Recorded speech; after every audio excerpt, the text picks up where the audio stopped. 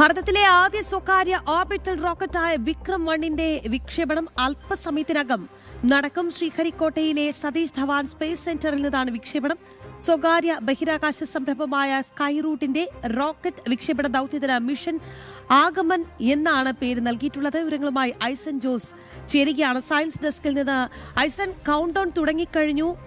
സ്വകാര്യ മേഖലയിലെ ആദ്യ വിക്ഷേപണമാണ്. എങ്ങനെയാണ് വിവരങ്ങൾ? ഒപ്പം തന്നെ ഇത് എത്രത്തോളം നിർണായകമാണ്? ഇനി ഏതാനും നിമിഷങ്ങൾ കൂടിയല്ലേ ഉള്ളൂ.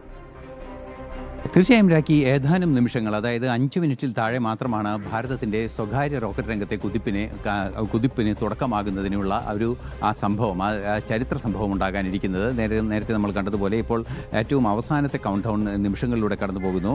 4 മിനിറ്റ് 59 സെക്കൻഡ് മാത്രമാണ് ഇനി വിക്ഷേപണത്തിനുള്ളത്. നമുക്കിപ്പോൾ ദൃശ്യങ്ങളിൽ കാണുന്നത് അതിൻ്റെ ഓരോ ഘട്ടങ്ങളായാണ്.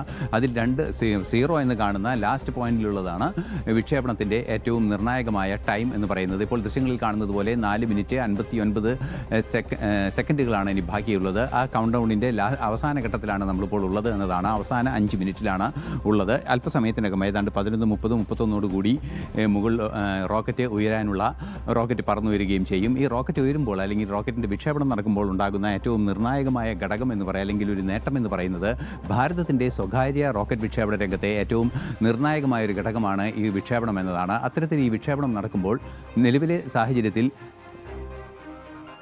വിക്ഷേപണത്തിൻ്റെ അവസാന ഘട്ടത്തിലേക്ക് നീങ്ങിക്കൊണ്ടിരിക്കുന്നു എന്നാണ് മനസ്സിലാക്കാൻ സാധിക്കുന്നത്. നിലവിലിപ്പോൾ നമുക്കറിയാം ISRO ചെയർമാൻ ഒക്കെ നേരിട്ട് വിക്ഷേപണത്തിന് സാക്ഷിയാകാൻ എത്തിയിട്ടുണ്ട്. അതുപോലെ തന്നെ ISRO മുൻ ചെയർമാൻമാരുണ്ട്. വി നാരായണൻ ഇപ്പോൾ അതിൻ്റെ അവസാന ഘട്ടത്തിലെ നിരീക്ഷണങ്ങളെല്ലാം തന്നെ നടത്തിക്കൊണ്ടിരിക്കുകയാണ്. ചില മാർഗ്ഗനിർദ്ദേശങ്ങളൊക്കെ നൽകുന്ന ദൃശ്യങ്ങളാണ് നമുക്കിപ്പോൾ കാണാൻ സാധിക്കുന്നത്. ഇപ്പോൾ അല്പസമയത്തിനകം തന്നെ ഇപ്പോൾ താൽക്കാലികമായി ചില സാങ്കേതികമായ നിർദ്ദേശങ്ങളും സാങ്കേതികമായ സംവിധാനങ്ങളും മുന്നോട്ട് കൊണ്ടുപോകുന്നു എന്നാണ് അറിയാൻ സാധിക്കുന്നത്. 4 മിനിറ്റ് 59 സെക്കൻഡാണ് ഇനി ബാക്കിയുള്ളത്. 4 മിനിറ്റിനുള്ളിൽ ഈ റോക്കറ്റ് ഉയരുകയും ചെയ്യും. നമുക്ക് ദൃശ്യങ്ങളിൽ കാണുന്നത് പോലെ വിക്രം 1ൻ്റെ ലോഞ്ച്, ദൃശ്യങ്ങളിൽ കാണുന്ന വിക്രം 1 എന്ന റോക്കറ്റ് സ്വകാര്യ രംഗത്തെ ആദ്യ റോക്കറ്റ് കൂടിയാണ്. മാത്രമല്ല ഇതൊരു പരീക്ഷണ വിക്ഷേപണവും കൂടിയാണ്.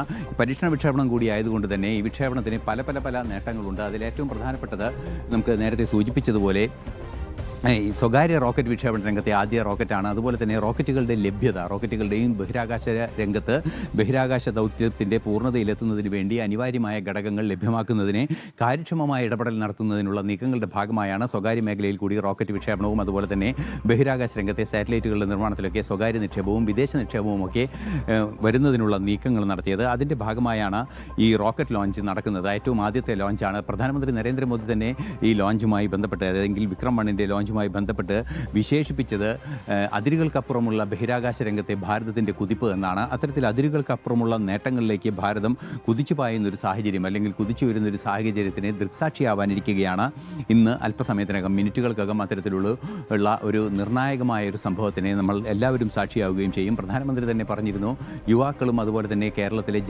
ഭാരതത്തിലെ ജനങ്ങളെല്ലാവരും തന്നെ അതിൽ അഭിമാനത്തോടെ നോക്കിക്കാണേണ്ടതുണ്ട്, അതിന് സാക്ഷിയാകേണ്ടതുണ്ട് എന്നും അദ്ദേഹം പറയുകയും ചെയ്തിരുന്നു.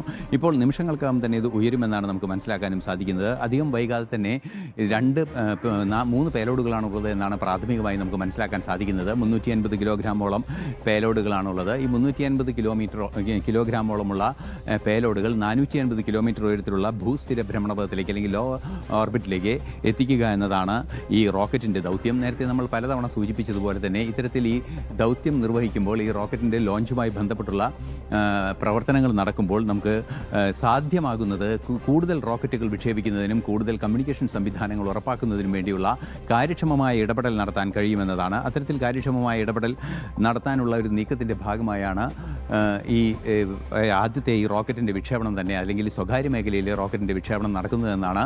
ഈ ദൃശ്യങ്ങളിൽ കാണുന്നത് പോലെ ഈ റോക്കറ്റ് സതീഷ് ധവാൻ സ്പേസ് സെൻറ്ററിലെ വിക്ഷേപണ തറയിൽ നിന്നും അല്പസമയത്തിനകം കുതിച്ചു വരികയും ചെയ്യും. അധികം വൈകാതെ തന്നെ ഇതുമായി ബന്ധപ്പെട്ട കൗണ്ട് ഡൗണിൻ്റെ എല്ലാ നീക്കങ്ങളും അവസാനിക്കുമെന്നാണ് മനസ്സിലാക്കാൻ സാധിക്കുന്നത്. അത്തരത്തിൽ മിഷൻ ആഗമൻ എന്ന് പേരിട്ടിരിക്കുന്ന ഈ റോക്കറ്റിൻ്റെ വിക്ഷേപണം നടക്കുന്നതോടുകൂടി ഭാരതം റോക്കറ്റ് വിക്ഷേപണ രംഗത്ത് കൂടുതൽ കാര്യക്ഷമമാവുകയും ചെയ്യും. നമുക്കറിയാവുന്നതാണ്, വാണിജ്യ തലത്തിൽ റോക്കറ്റുകൾ വിക്ഷേപിക്കുന്നതിനുള്ള വലിയ സാധ്യതകൾ ഭാരതത്തിന് മുന്നിൽ തുറന്നു കിടക്കുന്നുണ്ട്.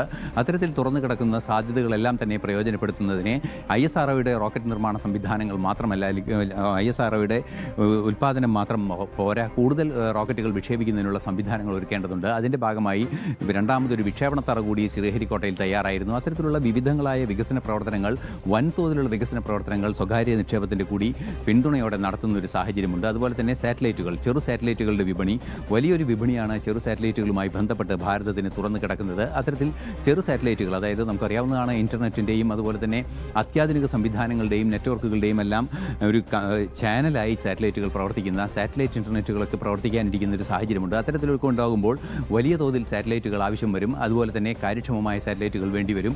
മാത്രമല്ല ഇത്തരത്തിലുള്ള ഇലക്ട്രോണിക് രംഗത്തെ വലിയൊരു വിപ്ലവത്തിന് രാജ്യം സാക്ഷിയാകാൻ ശ്രമിക്കുന്ന ഒരു സാഹചര്യമുണ്ട്. ഡിജിറ്റൽ വിപ്ലവം, അതുപോലെ തന്നെ ഡിജിറ്റൽ രംഗത്ത് സാധ്യതകൾ വൻതോതിൽ തുറക്കുക, ആർട്ടിഫിഷ്യൽ ഇൻ്റലിജൻസിൻ്റെ സാധ്യതകൾ തുറക്കുക, അത്തരത്തിലുള്ള വലിയ വലിയ സ്വപ്നങ്ങളിലൂടെ കടന്നു പോകുന്ന ഒരു രാജ്യം കൂടിയാണ് ഭാരതം.